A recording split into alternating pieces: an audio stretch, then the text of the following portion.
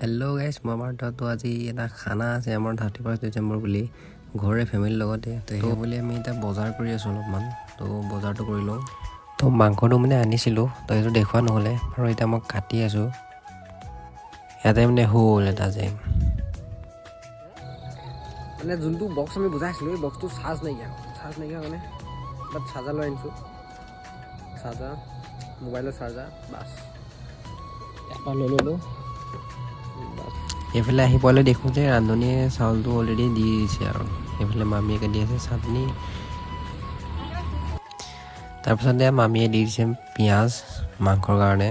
তো ভাতটো হৈ গ'ল। সেইখিনি মাংস আমাৰ ব্ৰইলাৰ মাংস মই যি কাটিছিলোঁ। এতিয়া মাছ ফ্ৰাই কৰা হ'ব, মাছ ফ্ৰাই কৰিব আহিছোঁ। এতিয়া মানে মাছ ফ্ৰাই কৰিব বাই মানে মামী এজনী আছে তো মাংস নাখায়, তো সেইকাৰণে অলপ মাছৰ ব্যৱস্থা কৰিছিলে। এইখিনি মাছ ৰৌ মাছ আনিছিলোঁ। এতিয়া মাছ ফ্ৰাই কৰিছে। এইটো কি মাছ আছিলে বোলে? ৰৌ মাছ। এতিয়া অলপ মানে চবেই মিলি ফূৰ্তি কৰিছোঁ অলপ 31 ডিচেম্বৰ বুলি।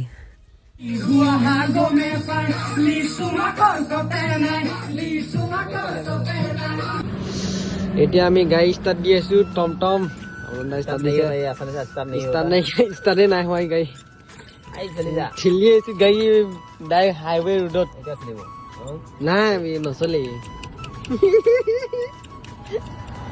ৰাতি এইফালে হাইৱে গাড়ী গ'ল চলি গ'ল।